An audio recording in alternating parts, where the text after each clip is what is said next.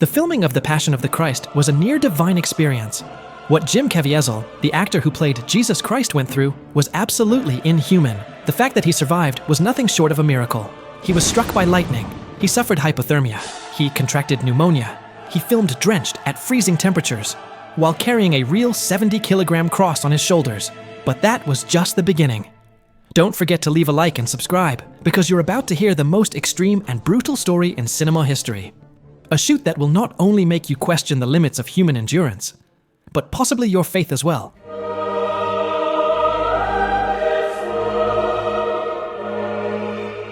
Mel Gibson had been obsessed for years with one idea: to depict the final hours of Jesus Christ with unprecedented rawness. Not a sugar-coated movie like the ones that had been made before. Not a commercial product. He wanted to portray the brutality, the sacrifice, and the mystery with brutal realism. So much so, he wanted the film to be spoken in Hebrew, Latin, and Aramaic. In 2002, at the peak of his fame, he decided to make it happen. But it wouldn't be easy. From the start, they told him he was crazy, that filming a movie entirely in Aramaic, Hebrew, and Latin was commercial suicide, that Hollywood would turn its back on him. And it did. No major studio wanted to fund it. So Mel Gibson put in his own money, $30 million. He bet everything, even his reputation. He wanted the film to be as faithful to the Gospels as possible, and he wanted it to hurt, for the audience to feel something close to the real suffering of Jesus. That's why he chose an unknown but deeply devout actor, Jim Caviezel, a man who, upon accepting the role, was warned directly by Gibson. If you do this, you might never work in this industry again. You'll be blacklisted. Caviezel accepted without hesitation, and as if it were destiny, he was 33 years old, the same age Christ died. And his initials? JC.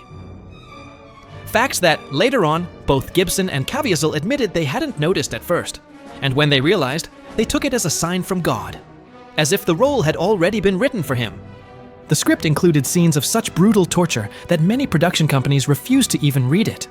The first camera tests, showing the makeup of the scourging, disturbed even the technical crew. They hadn't shot a single frame yet, and the atmosphere on set already felt heavy, as if something invisible surrounded them. Both men knew they were stepping into something far bigger than a film. A work that bordered on the spiritual, but would demand a tremendous physical and emotional toll. The shoot hadn't even begun, and already it felt like something sacred or dangerous was at stake.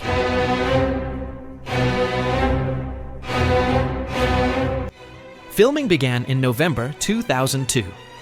From day one, what was supposed to be a high-level production turned into a true ordeal. It wasn't a normal shoot. It was a physical, emotional, and spiritual experience pushed to the absolute limit. Mel Gibson was obsessed with one idea: to portray the final hours of Jesus with extreme rawness, something never seen before.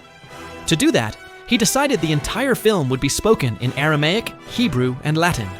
Not only Jim Caviezel, who played Jesus, but every actor had to memorize their lines in these ancient, complex languages. Most didn't understand what they were saying, but still learned every word phonetically, with the help of professionals. They did it because they knew they were part of something extraordinary. From the first days in Matera and Cinecittà, the crew felt something strange in the air. The cold was brutal. Caviezel filmed for hours, nearly naked, soaked, shivering in freezing temperatures. He soon developed pneumonia and hypothermia. Still, he kept going. In some scenes, his body shook so violently they had to repeat them dozens of times because he couldn't stay on his feet. During the scourging, one of the actors playing a Roman soldier miscalculated with the whip, and the metal tip struck Caviezel's back, tearing off a piece of flesh. The scream he let out was so real, so harrowing, the crew fell silent.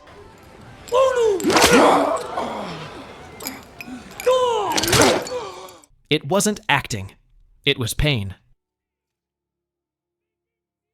The torment didn't end there. Later, while carrying the cross, which weighed more than 70 kilos, Caviezel fell under its full weight and dislocated his shoulder. Doctors begged him to stop. He said, "I can't. This is bigger than me." He continued with his shoulder out of place. Jim Caviezel's day began at 2 in the morning because the makeup process took 8 hours. On top of that, it left his skin burnt and cracked. His face became partially paralyzed from the cold. The contact lenses he wore to simulate bloody eyes caused an infection. Muscle spasms were constant. In several scenes, he bled for real. But he wasn't the only one who suffered. Pietro Sarubi, who played Barabbas, was also injured. During the scene where the crowd frees him, he suffered a real fall and hit his head on a rock, splitting open his scalp. Another actor was bitten by a panicked horse. A crew member fell from a tower and broke 2 ribs. And a lighting assistant suffered severe burns from an equipment short circuit. And then came the crucifixion. That scene took 15 days to shoot. Caviezel hung from a real cross for over 10 hours a day, with barely any support. The wind, the rain, the scorching sun. All of it was real. But the most unexplainable thing, the moment that elevates this shoot from extreme to miraculous, had yet to come. Because one day, while filming the Sermon on the Mount, the sky darkened, and lightning struck the actor playing Jesus Christ. But that deserves its own chapter. The shoot lasted around 5 months. When it ended, Caviezel was no longer the same. He had lost over 20 kilograms during filming. He was left with serious physical and psychological consequences. He said that during many scenes, he felt a pain that wasn't his, something that possessed him. Years later, he declared, "I don't regret it, but I would never do anything like that again." What happened on that set wasn't normal. It was an extreme sacrifice. And now, let's talk about what truly made this shoot mystical.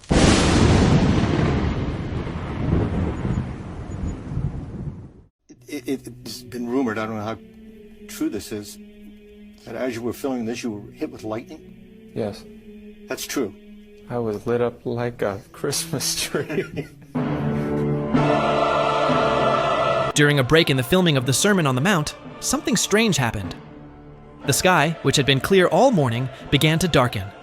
There were no clouds, no forecast for a storm, just a dense, lonely mass that formed right above the hill where they were filming.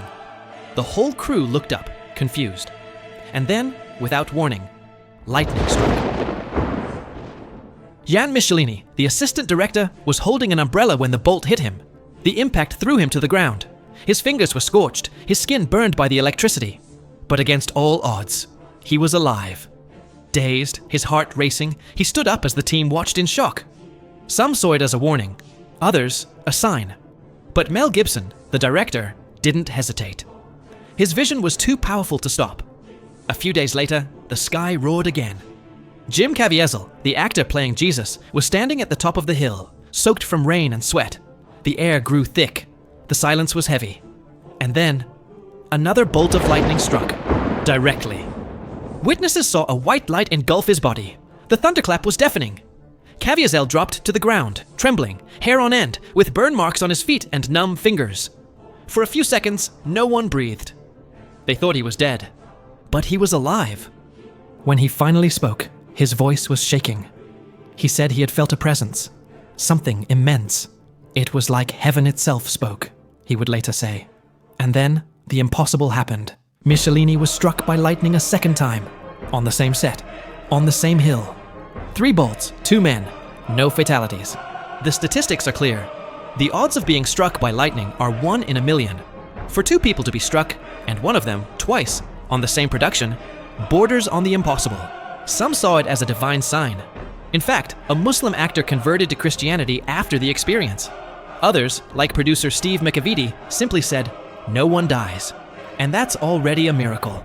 No one died. No one should have survived. And yet, they did. Was it really just luck? Or were we witnessing something else? But the shoot was so extreme, so inhuman, so unexplainable, that it left scars Jim Caviezel would carry forever.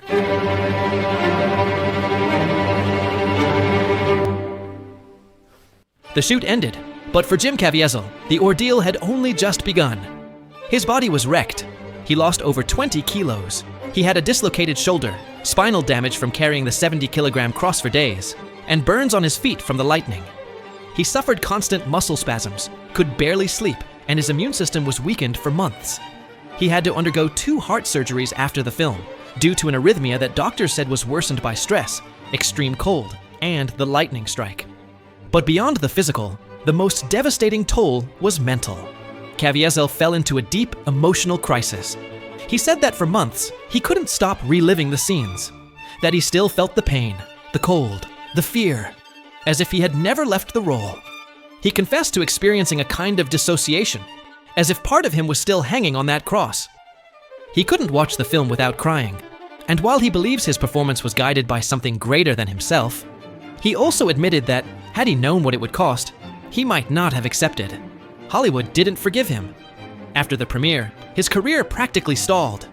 He went from rising star to being ignored, as if his sacrifice had also cost him his place in the industry. On February 25th, 2004, The Passion of the Christ premiered. Mel Gibson had done it, brought to theaters a film spoken entirely in Aramaic, Hebrew, and Latin, with no backing from major studios, and with a level of violence that bordered on the unbearable. Many thought it would be a disaster, but the opposite happened. It became a global phenomenon. In its opening weekend alone, it grossed $83 million in the US. In total, it surpassed $600 million worldwide, becoming the highest-grossing independent film in history. But controversy came immediately. Hundreds of critics called it sadomasochistic and extremely violent, claiming it caused fainting and even panic attacks in theaters. Others, especially from certain Jewish groups, labeled it anti-Semitic. Gibson was attacked in the media, blacklisted by studios, and accused of using Christ's suffering as political or religious propaganda. Even so, people kept going to the cinema, because something stirred inside you when watching it. The scenes of scourging, the way of the cross, and the crucifixion were described as unbearable, traumatizing, spiritually overwhelming. Many viewers cried during the film. Some left in silence. Others knelt before the screen. The impact was so brutal that at least 3 people reportedly died of heart attacks while watching it. One of them in Brazil, during the crucifixion scene. The Vatican never issued an official statement, but Pope John Paul II attended a private screening. After watching it, he said a phrase that would become historic. "It is as it was." The Passion of the Christ wasn't just a movie. It was a cultural, social, spiritual, and media phenomenon. It divided the world between believers, skeptics, and critics. But they all agreed on one thing. No one left the theater unaffected. 33 years old, 3 lightning strikes, and the most brutal shoot in cinema history. Coincidence or miracle? That's not for the movie to answer. That's up to you. Leave your thoughts, hit like, and subscribe for more stories like this.